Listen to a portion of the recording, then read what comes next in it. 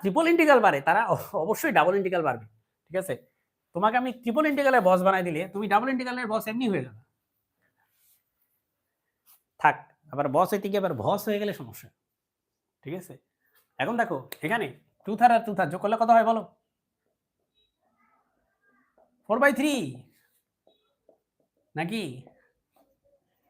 2 আর 2 যোগ করলে হয় 4/3। এসব ক্যালকুলেশন বুঝতে হবে, এটার জন্য আবার ক্যালকুলেটর হাতে নেওয়া লাগবে না। তাহলে এখন দেখো, এবার তুমি এই ইন্টিগ্রেশন কে না পারে বলো? এগুলো পড়ে আসছো, ছোটবেলায় পড়ে আসছো।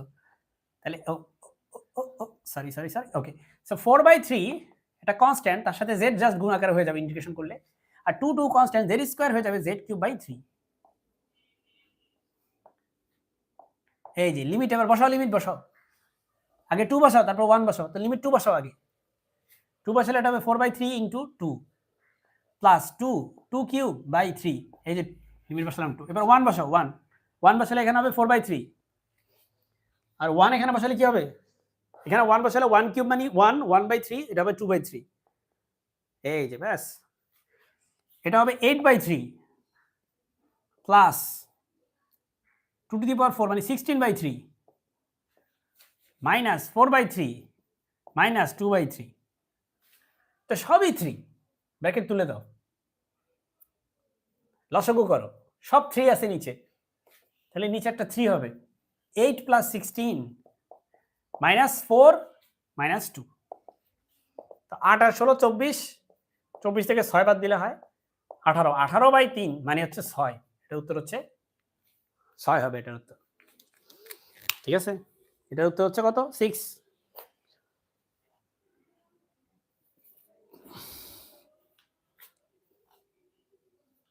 কয়টা করলাম আমরা? 3টা।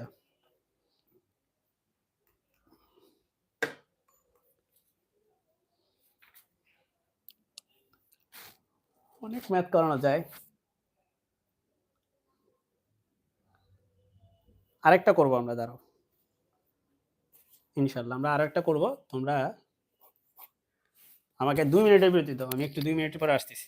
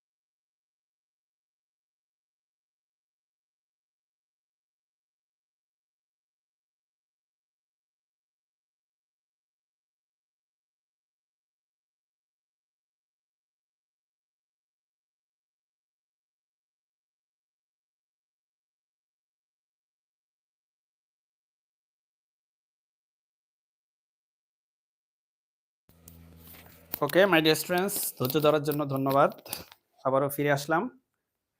এখন আমরা যেটা বললাম যে আরো একটা প্রবলেম করার চেষ্টা করি।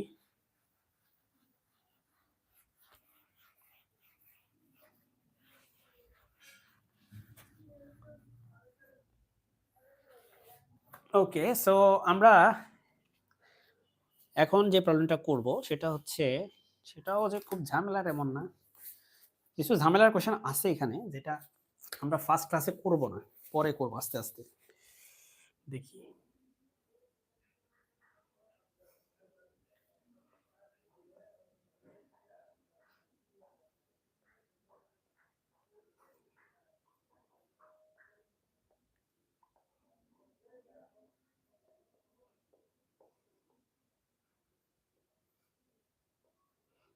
এই হচ্ছে আমাদের প্রশ্ন।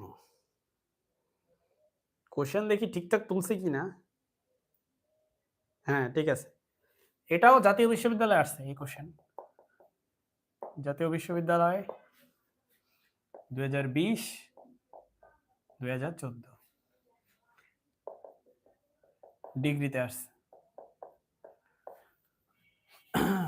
ওকে